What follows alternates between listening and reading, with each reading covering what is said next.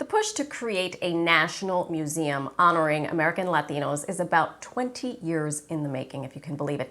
Bronx Congressman Jose Serrano has been one of the loudest voices to create said museum.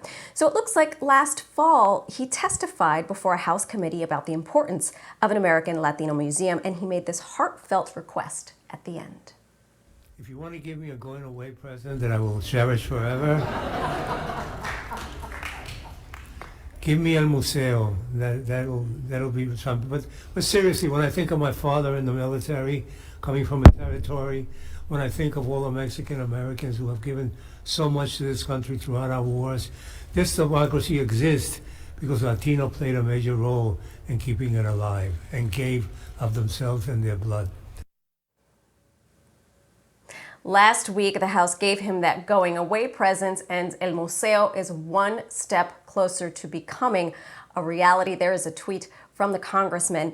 There's still a lot of work to be done, as you can imagine. Danny Vargas is the chair of the nonprofit Friends of the National Museum of the American Latino. He joins us to talk about what's next. Good morning, Danny. Before we really get into the nitty-gritty, Jose Serrano, the congressman, has announced that this will be his last year serving for Congress. And so this means a lot, the passage of this, but what does it actually mean in practical terms?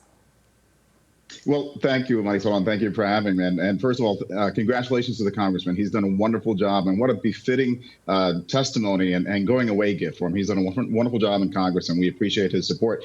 But this museum, as you said, has been many years in the making. It started in 1994 when there was a report issued by a task force that the Smithsonian itself put together. And the title of that report was Willful Neglect. So in other words, not only was the Smithsonian doing a poor job of portraying Latino stories, it's as if they were doing it on purpose. Well, in 2008, President Bush signed a bill to create a commission to study the feasibility of creating such a museum. I was appointed to that commission, and in 2011, we delivered our report. The title we chose was to illuminate the American story for the benefit of all, of everyone, Latinos and non-Latinos, to get a better sense of who we are as a nation, because there are 500 plus years of Latino history in the building and the shaping and the defending of this nation. And those stories are missing from our museums, just like there are chapters missing from our history books.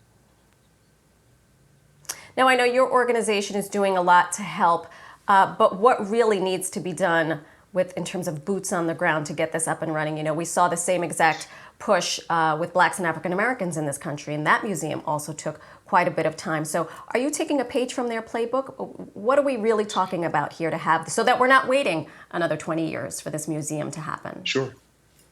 No, and we are actually following the same footsteps that the African American Museum went through. They had a commission, we had a commission. They just issued a bill in Congress to get the Smithsonian authorized to create their museum, and so have we. And we reached a major milestone last Monday when the House of Representatives passed unanimously on a voice vote the bill to authorize this museum. We are now working very hard to get even more support in the Senate. We have 35 co-sponsors in the Senate. We need more, and we continue to work on that every single day. And once it passes in the Senate and it reaches the White House, it'll be signed by the president, where we've been in discussions with the White House for quite some time.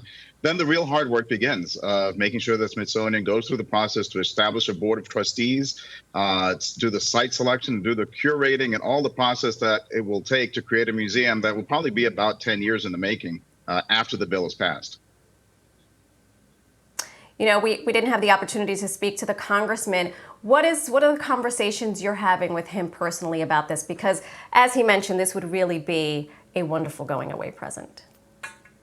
Well, as I mentioned, he's done a wonderful job. And as a fellow veteran myself, I would love to be able to see some of the stories of the Latino contributions to our military, from the Revolutionary War to the battlefields of Afghanistan, Iraq, and the 60 Hispanic Medal of Honor recipients. We take a backseat to no one in the defense of liberty. So some of those stories, and the stories of, frankly, the founding of America. The oldest established settlement in the United States is St. Augustine, Florida, which was established in 1565, long before the British ever got to Jamestown, Virginia in 1607. So it's all of these stories over a Danny long Vargas, period of time where, yes. You are quite a historian. Unfortunately, we're running out of time, but we appreciate having you on the show, and I look forward to speaking to you again as we get closer to making this museum a reality. Can I give you one last thing? Just AmericanLatinoMuseum.org is the website, # Latino Museum Now. Thank you so much, Danny. We'll make sure to push that website.